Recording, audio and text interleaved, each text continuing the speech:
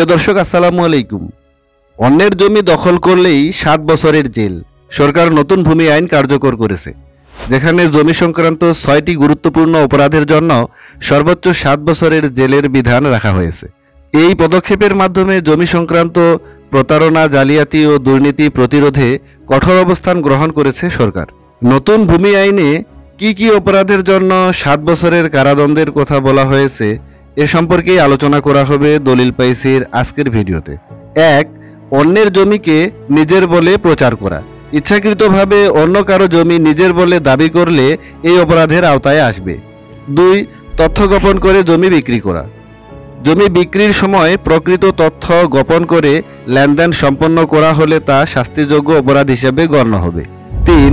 নিজের মালিকানার অতিরিক্ত জমি বা অন্যের জমি অবৈধভাবে বিক্রি করা। যার মালিকানা নেই এমন জমি বিক্রির চেষ্টাও এখন ফৌজদারি অপরাধ হিসেবে অন্তর্ভুক্ত। 4.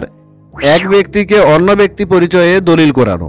কেউ যদি প্রকৃত মালিক না হয়ে অন্যের পরিচয় ব্যবহার করে দলিলে স্বাক্ষর করে তাহলে তাও অপরাধ হিসাবে গণ্য হবে। 5. মিথ্যা বিবরণ সহ দলিলে স্বাক্ষর করা। ইচ্ছাকৃতভাবে ভুল বা মিথ্যা দলিল উপস্থাপন ও স্বাক্ষরের মাধ্যমে প্রতারণা করলে আইনের আওতায় আসবে। 6. কর্তৃপক্ষকে মিথ্যা তথ্য প্রদান করা। ভূমি সংক্রান্ত যে কোনো বিষয়ে যে কোনো মিথ্যা বা ভুয়া তথ্য সরবরাহ করলে একই শাস্তির বিধান প্রযোজ্য হবে। এই আইন বাস্তবায়নের মাধ্যমে জমির প্রকৃত মালিকদের অধিকার সুরক্ষা, বিচারহীনতার সংস্কৃতি দূরীকরণ এবং জমি ব্যবস্থায় স্বচ্ছতার প্রতিফলন ঘটবে। আজকের ভিডিওটি কেমন লাগলো কমেন্ট করে জানাতে ভুলবেন না।